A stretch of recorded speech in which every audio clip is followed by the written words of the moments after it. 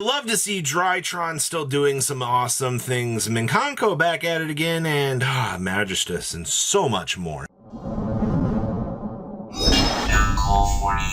Make sure you guys smash the crap out of that subscribe button so you guys don't miss out on more Orcust. Now, this is actually very interesting. This is the first time I've seen double of the new Drytron dad being maximized in the list in the OCG, but you know what? I guess we've reached the point that you just want to make sure that you have the extra numbers, because it ensures, putting that pressure on your opponent to win the game is going to be very, very strong, at least. This build's also not doing...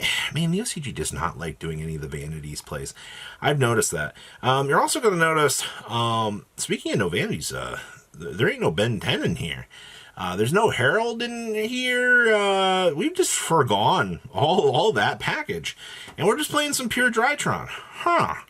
I say that that's a very interesting turn of events, honestly, because the TCG, we have been so set on the Herald package. To see that actually cut, I don't know, that feels not right in terms of deck build, but all right.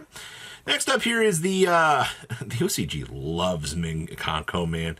I don't know what it is about this deck, but like the whole, we're better than you, Bell. We got the damage reflection. We got all the stupidness that kind of comes with this. It sticks around and does so many stupid things. Now, obviously, this build has gone towards the Deception package. Actually, playing triple Deception is a little bit crazy, but I see you, Japan. You've also got the Gordian Schneiders in here to, do the standard cleanup of things from your opponent. That's a pretty standard thing, I feel like, at this point. You need this card now to kind of clean up that pressure that your opponent's doing. That's why you're seeing it pretty much in most side decks out here for roguish options. Because, if your opponent's doing something that your deck just cannot handle, it gives you an opportunity to actually play the game. So, power creep for power creep, I suppose. But yeah, damage reflection, the deck. I feel like not a lot has really changed with this, but all right. Next up is what is going to be referred to as the Magistus Special.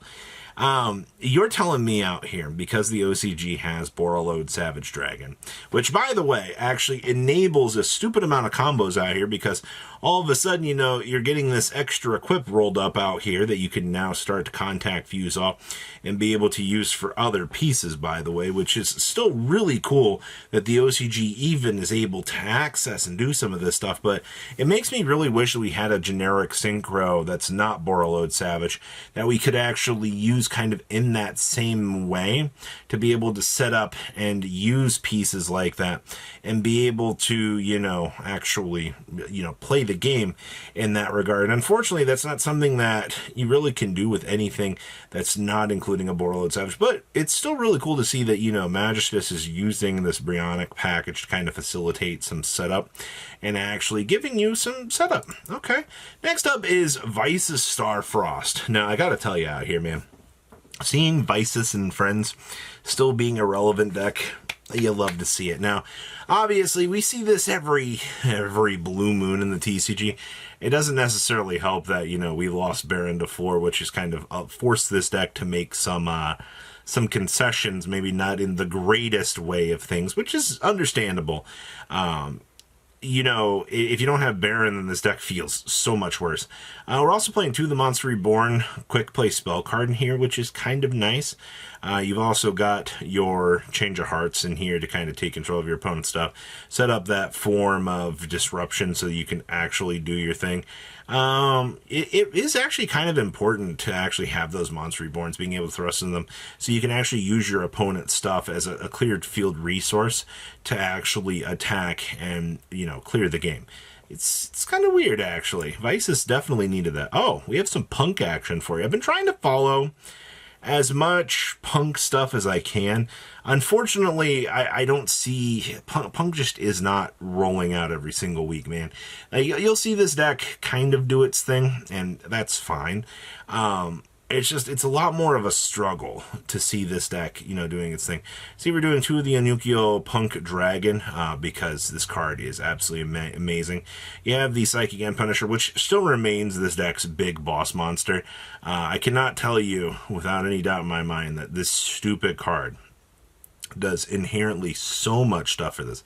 I also see that we've switched out the trap card in the main deck. Instead of going with the Imperm, we've chosen to go with another option, which is kind of refreshing, actually, because I felt like this deck was set so much in its ways that you really couldn't change its ratios. But if somebody out here is attempting to try out other things, well, that looks very interesting. Okay, next up here we have Ritual Beast. When was the last time that you saw Ritual Beast in the OCG? I'm going to give you a hint.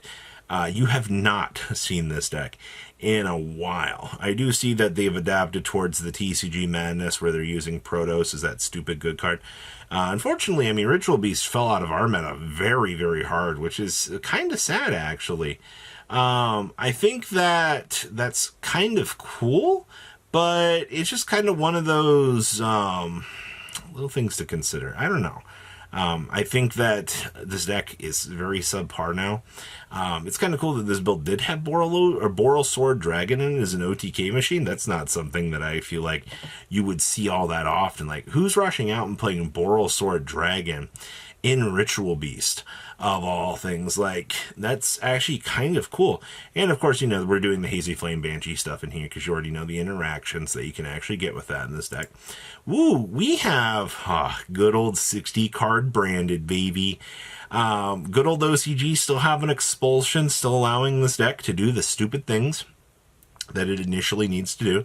You know, we've seen how crazy a deck like this can actually be, you know, especially going down all the fusion lines and all that stupid stuff. But I also see, we playing, is that frickin' one of the Burning Abyss monsters down in the side deck?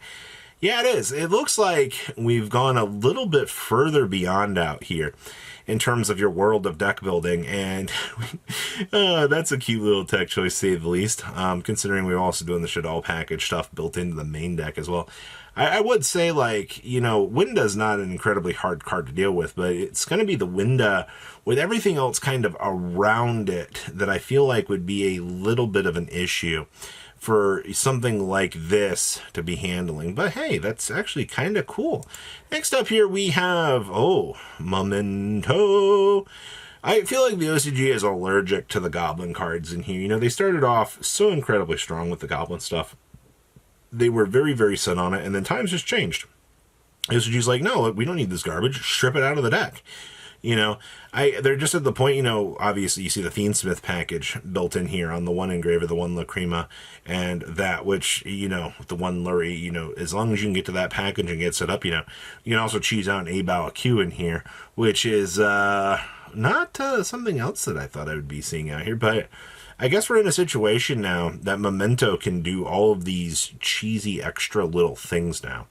And if your deck is able to, you know, have this resource recursion pool, which Memento's has been very famous for, shuffle back 5 and put the boss monster on your field, like,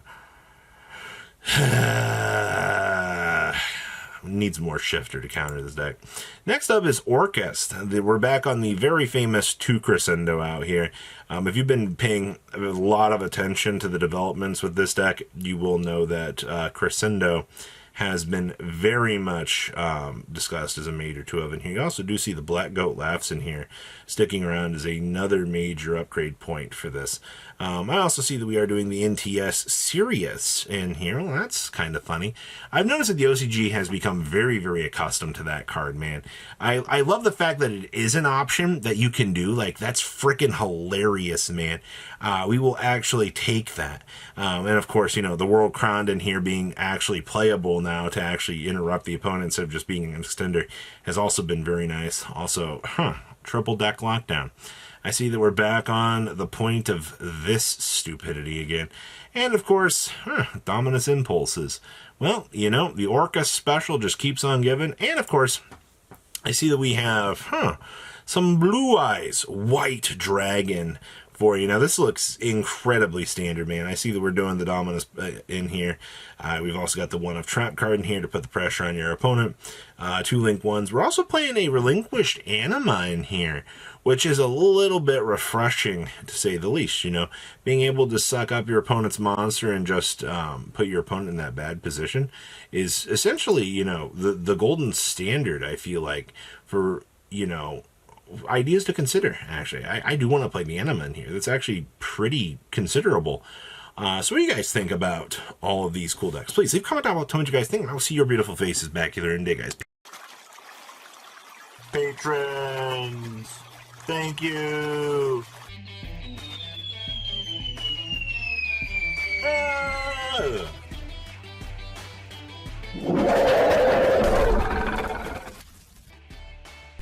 Thank you so much for watching. Check out these other videos.